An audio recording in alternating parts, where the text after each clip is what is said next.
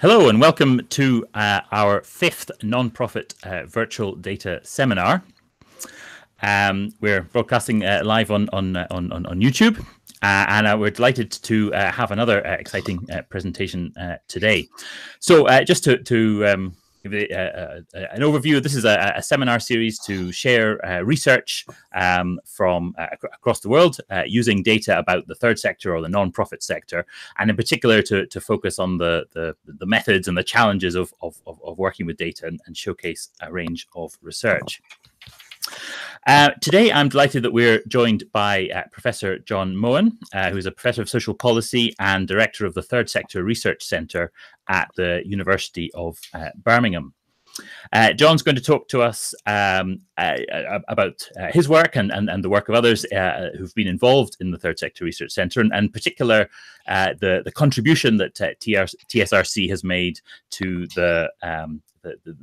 the data and the data infrastructure, particularly in the field of large longitudinal data about the third sector. And so he's going to tell us a bit about a range of work and talk about some of the challenges in bringing together and using that sort of data.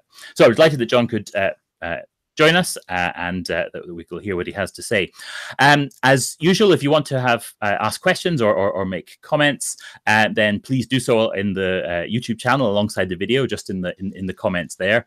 After John has done his presentation, we'll put some questions to him. If you've got questions to ask, I'll curate them. So please just ask them in the comments, and I'll pass them on at the end of the presentation. But we'll pass over to John now. Can you hear me okay, John? Yes, I can. Thank you very much for that introduction. Yeah, ready to go. Hi, John. Sorry, I can't hear you. Can I just check that you can hear me okay? Yes, I can hear you fine. I don't know what's happened here. Sorry. Right, I've got you now. Right. Sorry about that. Just a little late. Right. I can hear you okay. Can you hear me, John? Yep. Yes, loud and clear. Perfect. Excellent. All right. We're good to go then. Thank you very much for joining us. I'll pass over to you. Thanks very much, Alasdair. Well, good afternoon, evening, or morning, everybody. I've been working in the Third Sector Research Centre since we got going in effectively the spring of 2009. So it's our 10th anniversary this year.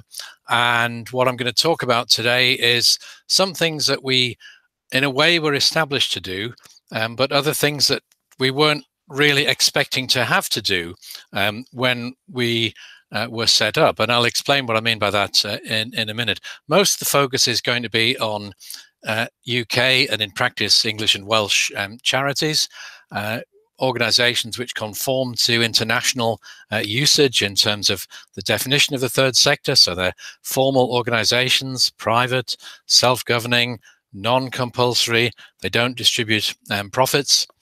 And the 4 bullet points on the current slide indicate the main sections of what I'm going to talk about. A little bit about where this work has come from, some work about the use of geographical information in looking at where voluntary organizations work as opposed to where they're registered, some data that enables us to look at change over time, particularly the question of foundations versus registration dates, and then various examples actually of some work often done by other people, such as David Clifford at Southampton, of the uses of the data we've constructed to analyze financial trends in the third sector.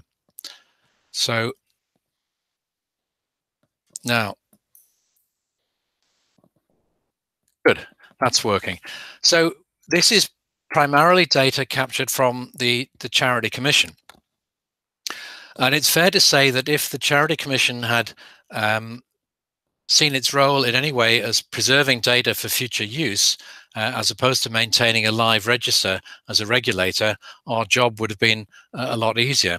We discovered, and I think previous researchers in this field in the UK have discovered, that they don't, for instance, take an annual backup of the data, but over the years they've given out versions of the data to various people, principally the National Council for Voluntary Organisations, who fortuitously have preserved copies of the data, often in old database formats, SPSS files, in some cases on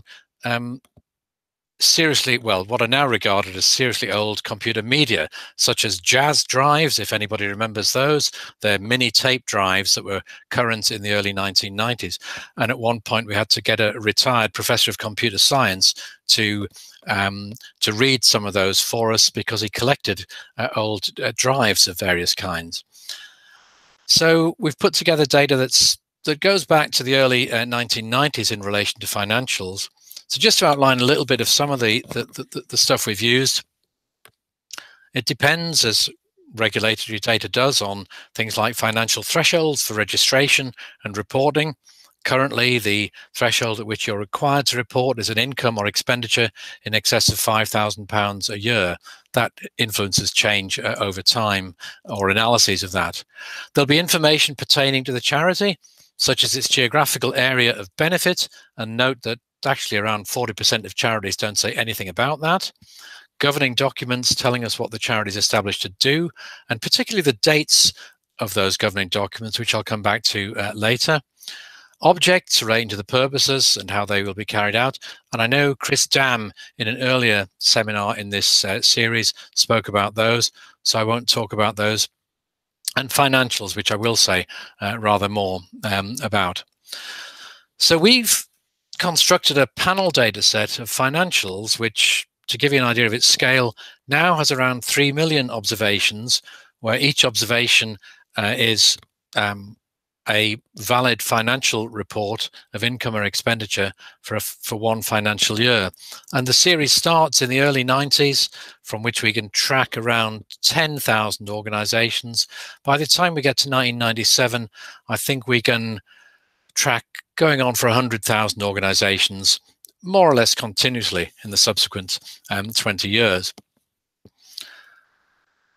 Right, why am I showing this next slide? This slide is about geographical information, and it's about something that has exercised a lot of policy debate in Britain, which is about the distribution of charities and their resources.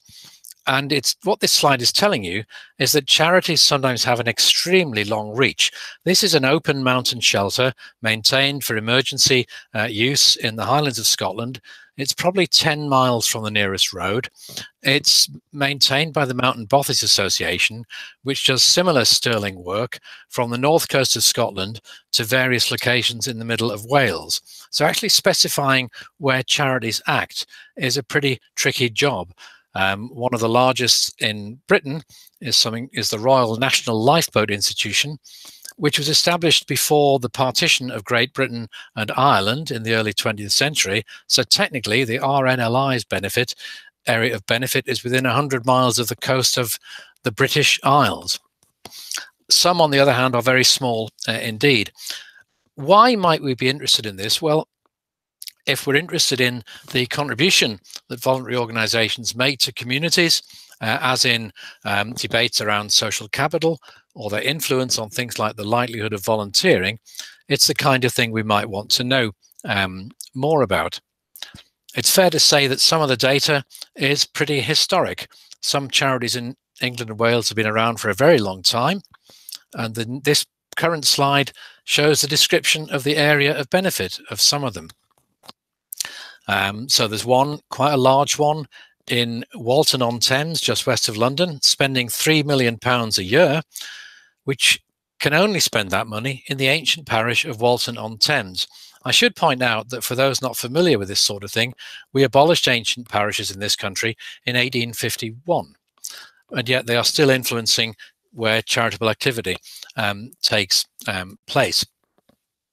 The sort of things we've done with the data have been to combine that information on areas of benefit where we can with more recent regulatory data on their area of operation, in which they're invited to record the names of the local authorities in which they operate.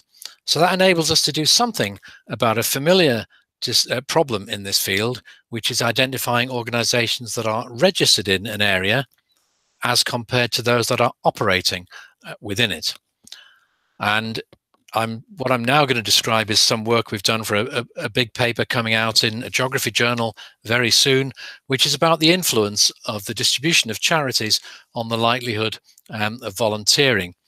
We constructed a very large number of measures of this, depending on not only the scale of operation of charities, the nature of the particularly whether or not they were active, whether or not they are GM, that's grant maintained, not genetically modified. What we were trying to do was capture charities that were providing benefits to the general public and that were active and that were operating in particular local authorities. And you can imagine that the number of charities you're interested in varies substantially depending on the substantive question you're asking. So we were particularly focused on local active charities that were operating within a single local authority. And what we found, combining this with some survey data, as I think the graphs show, is a small but significant positive association between the likelihood of volunteering and the numbers and types of charities that were based within the local authority. We didn't find it for charities operating at larger geographical scales, such as regional or national scales. That should be out in the journal Environment and Planning A. I think we should have the proofs sometime in the next few weeks. And so you can read a lot more about how we pulled all that together. A second set of debates that we're interested in, and it again says something about the limits of regulatory data, is the question of foundation dates or establishment dates and registration dates. In England and Wales, the Charity Commission began operating in its modern form in 1961.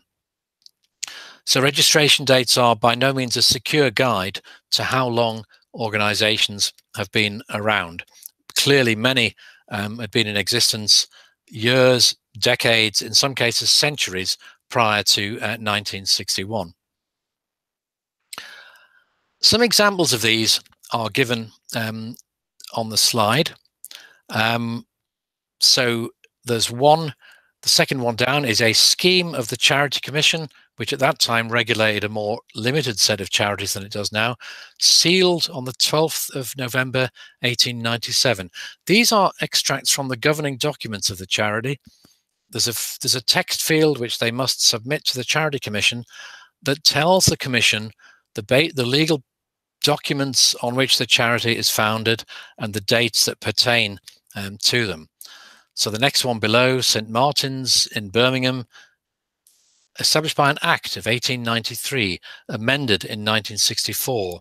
The next one down, Orders and Constitutions of the Founder in 1684. And here I should acknowledge the work of Peter Backus, who's now at Manchester, who developed a methodology for using pattern recognition to read all this text and to extract what looked like a date. And if there's more than one date, sort them in ascending order and take the lowest one as the plausible earliest date at which we recognize the features of a formally constituted organization. Why might that be of interest? Well, among other things, we might want to look at the relationship between how long a charity's been in operation and its funding base. You might say that it's likely to have a larger endowment, for instance, if it's had centuries to raise it, as is the case with some of them. In fact, some of them are so old that their governing documents are, I should have put this up in text because it's not going to come across very well. So you've probably all heard of Eton College, the very smart private school near London, attended by many British prime ministers. That appears in the Charity Commission, and its governing documents, I think, record its foundation sometime in the 16th century. And it's in this almost medieval language, Kingis Collegi of Witone Riverside, all spent with Y's and looking vaguely medieval in its language. So you can actually pick up organizations that have been around for centuries. But another debate that you might be interested in is, well, in academic and political circles, there's sometimes been an argument that the advance of the welfare state in Britain crowded out voluntary initiative. So one of the things Peter was interested in was, actually, can we detect periods of charitable activity and the establishment of new organizations going on after the Second World War? And that's what this next slide, I think, shows reasonably well. The red line is the numbers of charities registered with the Charity Commission in each year. And as you can see, there's two big spikes. One is the early years of the Charity Commission getting going, when it goes around the country conducting inquiries into how many charities there are in each local authority area. And then a spike in the early 1990s, which is to do with bringing certain new organizations within the sphere of charity regulation. Peter did this work nearly 10 years ago, so we haven't updated it. But the other, the columns are the dates of foundation, which Peter extracted using his methodology for pattern recognition. And I think what you can probably see is a fairly steady pattern of activity throughout the 20th century, which actually, after the Second World War, from 1945 onwards, seems to accelerate slightly. So you might argue that whatever else the state is doing in the 1940s and 50s, it's not somehow crowding out people establishing new voluntary organizations. You may well take the view that that is an incredibly simplistic way of looking at it, but what this does give us, I think, is, at the very least, is a better perspective on just how long organizations have been around. And for a project I'm involved in at the moment, it's been quite helpful to us, because we've been looking, in fact, for long-term survivors of in the third sector in certain communities in the country. So that's so a bit about geography, a bit about history. Getting on to charity financials. This slide is summarizing quite a lot of work. So the first bullet point is about capturing data from charity accounts. I'm not really going to say much about this today, but if you're familiar with the National Council for Voluntary Organisations in the UK and its annual Almanac of Civil Society, you will have been presented with some of the data that we have captured in a partnership with NCVO. This began around 10 years or so ago, when we were both concerned with the limitations of regulatory data for telling us about what charities are actually doing to generate funds. In particular, it's very hard to identify money from the public sector, which often takes the form of contracts for delivering services, because that's not what charities are actually required to report. What they're required to report is just a figure which specifies the income they've received from charitable activities. But the detailed notes to their accounts often give us a lot more information about that. And that's what we capture, or rather a data entry firm in Belfast captures. We have around 10,000 charities a year, of which something over 2,000 or so have appeared virtually every year since 2006. And we capture text from the notes to the accounts, roughly 500,000 lines of data. So that will say, it will specify, for example, a local authority, and it will specify how much money has come from it. And the NCVO do the heavy lifting here, and they classify all this data. That's used by the Office of National Statistics, so it's got their seal of approval, and we make it publicly available. What I haven't provided in the slides is a link to where you can download some of this from the UK data service. I mentioned the financial history file that earlier, and I should have said that all that is in that file is a headline income and expenditure figure. So where I was referring to 3 million observations from the early 90s, I should have said that's simply income or expenditure of charities. That's been used for various analyses. In David Clifford's work on the so-called Tescoization, differential growth in the sector, would be an example. The accounts data has been used for things like work on the growth of earned income, senior staff salaries in the sector, estimates of employment and wages in the sector, and one or two other things as well. But what I'm going to go on to now is to talk about some things we've done and others have done with the headline financial figures. So one very straightforward illustration would be an index of financial vulnerability. So the y-axis is the proportion of organizations that experience at least a 25% decline in income from one year to the next. So it's an adverse movement in their financial position. And what I hope you can see is that across all parts of the size distribution of these charities that appeared continuously from 2004 through to 2014, there's an upward shift in that proportion, so a greater level of financial instability, particularly, as you might imagine, with the very smallest charities at the top, but it's also quite noticeable in the much smaller population of larger organizations.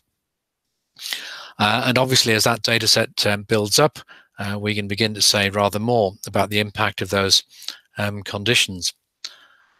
That I think is picking up recessionary conditions and possibly austerity post 2010 as well. We've used it most recently to look at income trajectories. And what we're trying to do here is capture a little bit more about what's happening to an individual organization. It's modeled on a paper by Rigg and Sefton of household income trajectories. And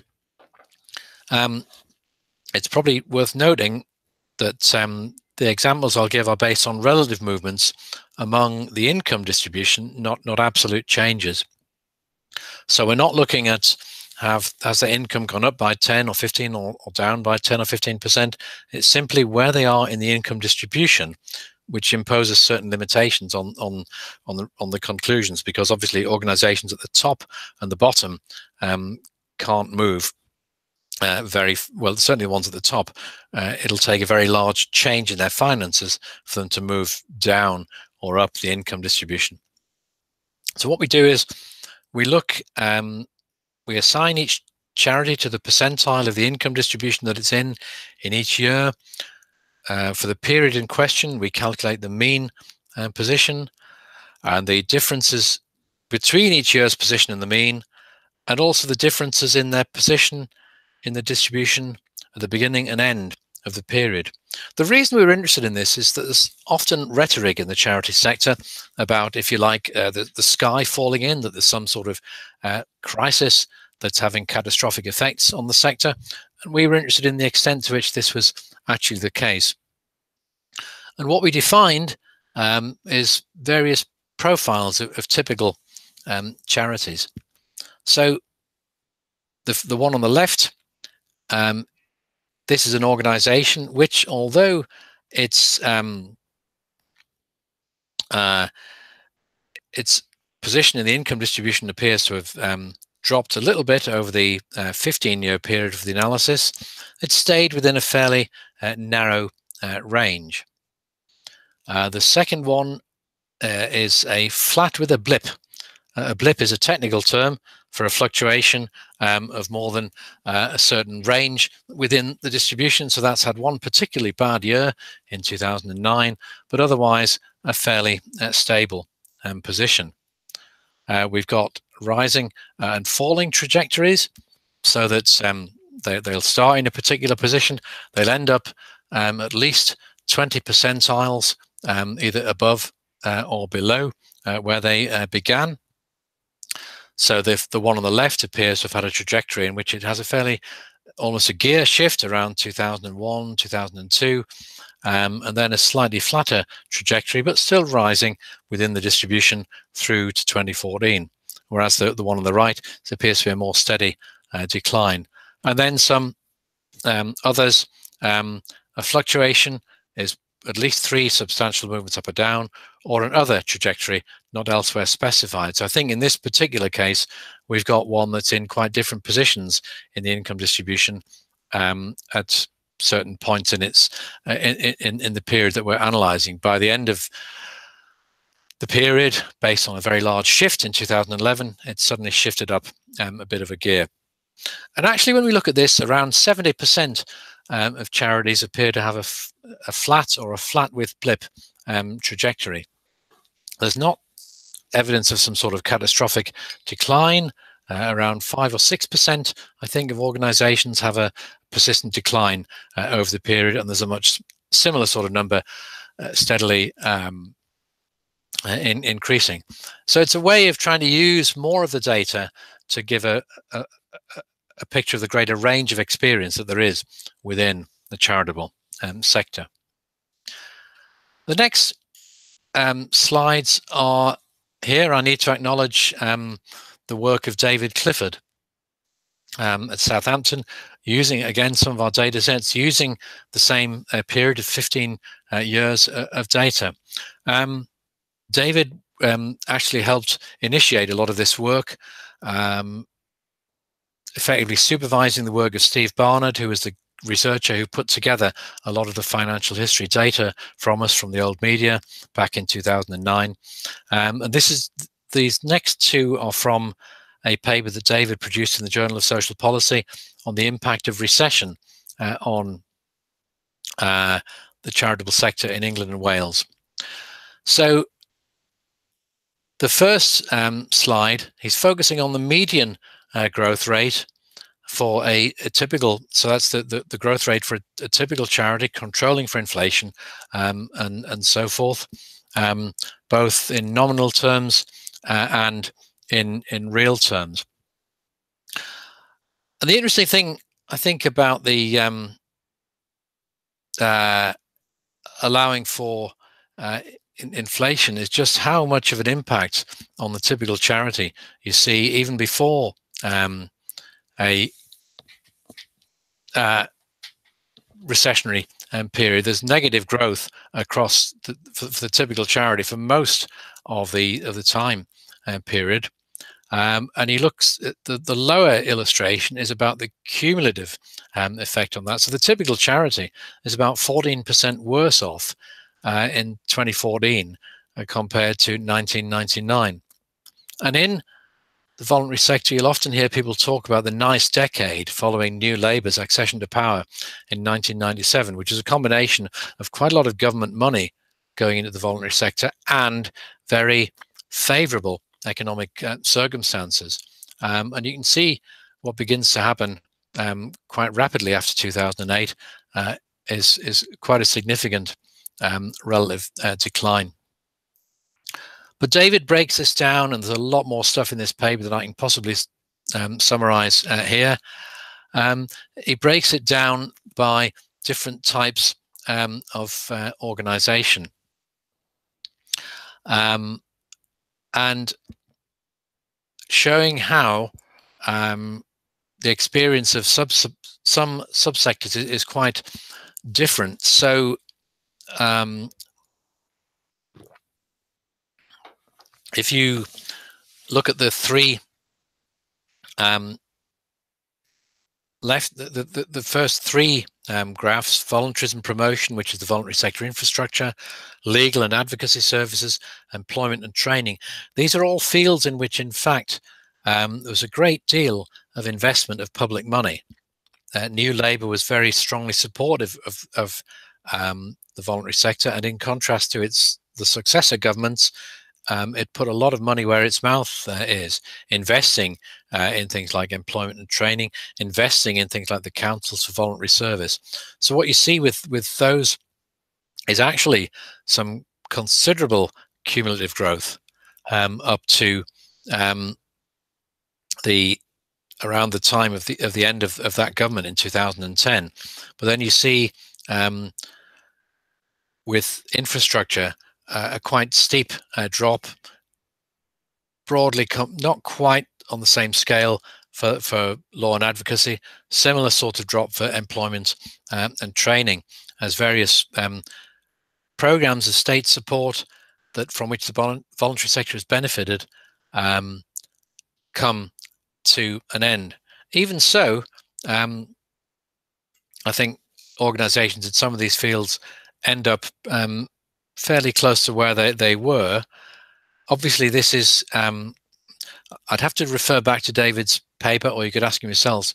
I can't remember the extent to which this is for a balanced panel of organizations, or whether it's also taking account of dissolution as well as formation of new organizations. Anyway, what that helpfully serves to do is differentiate for small subsectors of the international classification of non-profit organizations what's happening to the charity sector. And the last set of illustrations I want to give are also based on a paper by David, where he's linking, this is going back to an earlier question of geography, and looking at what's happening to foundation and dissolution of charities and the survival of charities over time. This is a major piece in the American Journal of Sociology, again using the same data set. And one of the features of the article is that it's about the persistence of patterns in the foundation and dissolution of charities over different types of community. So what this first slide shows is very strong geographical gradients in the likelihood of, in the rate of foundation of organizations from the most prosperous areas on the left of the diagram. So that's the top percentile of the distribution of deprivation, the most prosperous areas on the right, and then the least prosperous, most prosperous on the left and least prosperous on the right. So with rates of foundation of organizations at least 2, if not 3 times as great in some cases.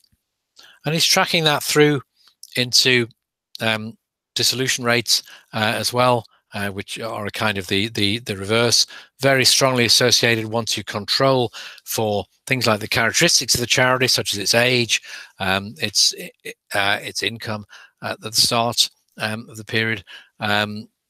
These patterns of dissolution, very strongly related to economic circumstances, seem to persist over time. So David's argument in the paper, using essentially some fairly straightforward administrative data, is that there's a cumulative process here that over time will result in the persistence of over the long term of inequalities in the distribution of charitable organizations. And I've been doing along with Durbin McDonnell some recent work which suggests that for about a 40-year period. So that's probably about enough from me. Essentially, what we've done in a lot of cases is capture some fairly routine administrative data, put it together in a usable and accessible form, and fortunately, people whose technical skills and statistical skills far exceed my own, such as David and Peter Backus and others, have been able to use this to generate some, I think, quite significant analyses. Because we've deposited the data, it can be used by anybody who's registered with the UK Data Service, and hopefully it will continue to be built upon over time, because obviously since we deposited most of this 2 or 3 years ago, there's been several waves of additional data coming from the Charity Commission. I won't go into how some of these analyses have been received by organizations in the third sector, except to say that it's not always the case that research of this kind, or academic research generally, is universally welcomed. Some people in the field think that it's pretty self-evident. We were paid the rare tribute of a cartoon in the trade magazine Third Sector in 2015, where we had, along with NCVO, a fairly large grant of £400,000 for work on the finances of the sector, to which this cartoon person is saying, well, it's all pretty self-evident, this stuff. We can get the answers to this question by spending £50. What are we going to spend the rest on? I hope I've shown that it's a bit more complicated than that, and you can do some quite interesting and complex things with these kinds of data. So with that, I'll pass back to Alasdair. Thank you, John. That was a fascinating tour of just some of the research that's come out of the TSRC work on third sector data resources. We're going to put some questions to John now. So just a reminder, if you've got questions that you want to ask, just put them into the YouTube comments, and I can pose them to John. And John, you're welcome to switch to the webcam to stop the screen sharing if you'd like. Okay. So that we ask a couple of questions. That's great. So the first one that I wanted to ask, then I guess there's obviously been a lot more interest in data in general, in data science, and the way that large data sets can be mobilized, and in particular on making data more open, and that has certainly applied to the third sector, to the non-profit sector. Obviously, you've gone for this longitudinal picture, and that's involved a lot of work on historical data. I mean, I wonder if you could reflect on how important you feel it is to preserve that historical data, rather than the sort of current focus, I suppose, on making data now as available as possible. Yeah, I mean, I think we've got some. I mean, part of the problem. Part of the challenge in the field is that some of the questions that people want to answer, like what's happening to voluntary organizations as, say, the state advances or as the state retreats, it's quite difficult to answer those sort of questions unless you've got some decent long-term data. And until quite recently, it hasn't been easy to get some of this. So it's only about 10 or 12 years ago that the Charity Commission began to make PDFs of charity accounts available easily on their own website. Many charities in England and Wales are companies, but companies' houses data has been harder to get hold of than the Charity Commission data. But again, that situation's changing. You can now get around 20 years of accounts data for at least some charitable companies through that source. We've got our eyes on one or two other archival sources that might allow us to do a bit more. But I think it does, unless you do that sort of thing, you've got I think a big problem of survivor bias in the field. The organizations that are around now and that are reporting to the Charity Commission are the ones that have obviously survived. We know very little about the ones that have gone out of business. We don't know much, other than through some sort of oral history techniques, of what strategies organizations have used. And maybe if we can get hold of more historic accounts and reports data, we can say a little bit more about that. So there's no British equivalent at the moment, of some of the big North American studies of that, people like Joseph Galaskiewicz and his longitudinal studies of various non-profits in some US cities.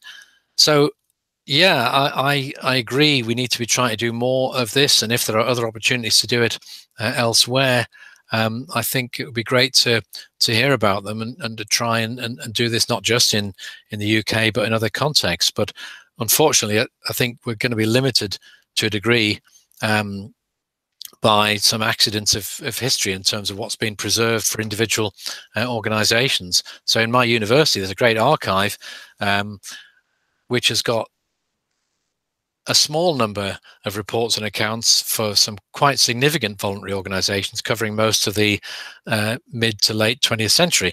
But that's very much the exception rather than the rule. So we need more of that sort of thing. Yeah.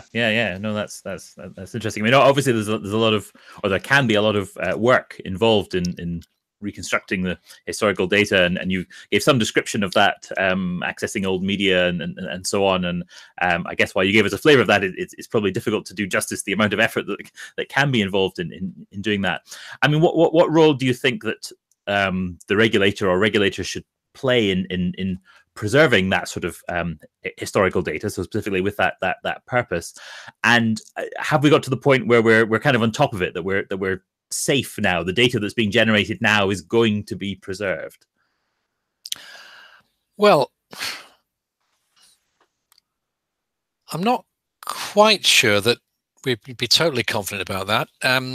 First of all, because I mean, it's probably 6 to 8 months since I was last in touch with anyone at the Charity Commission in England and Wales, but I'm not sure whether they, for example, for their own purposes, take some sort of annual snapshot of the data. So to a degree, our ability to continue to build on these resources depends on somebody on a fairly regular basis downloading the latest version of the data from the Commission and ensuring that it's merged with what's there already. Secondly, we lose a lot of stuff. One of the ways we capture a lot of our data is we'll identify our sample of charities. We'll go to the Charity Commission website, punch in their charity number. That'll take us to the records for that organization. But if that organization closes, then that data disappears.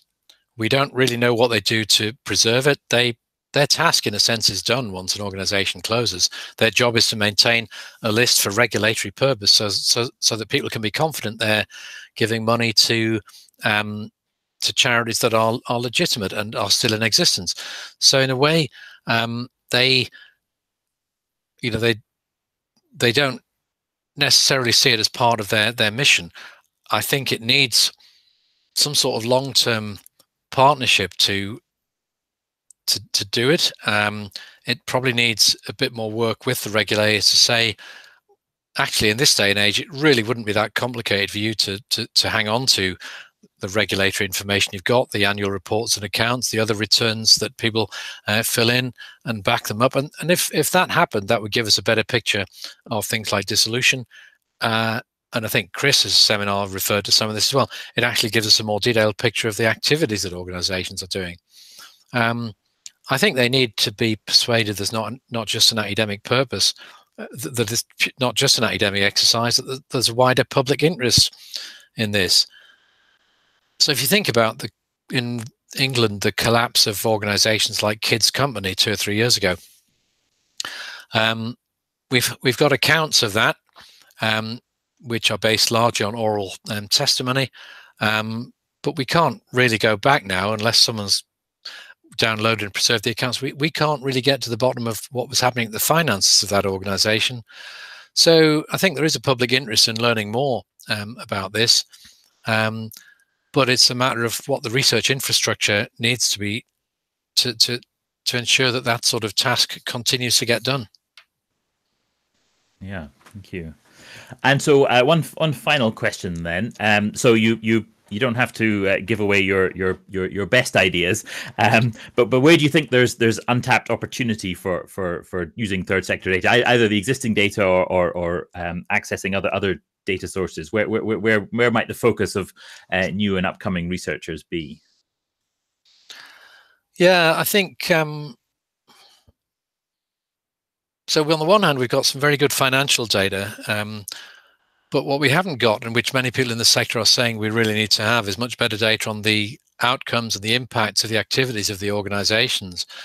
So something that perhaps develops, I mean, this is in a way an argument for a different kind of project about capturing stuff on the impact of organizations, but something that connects what's happening, the finances, the resources of organizations over time with their ability, so are the organizations that are gaining from increases in resources, where that's the case, are they necessarily the most, the ones that having the most impact, or are they the ones with the most effective PR and fundraising machines?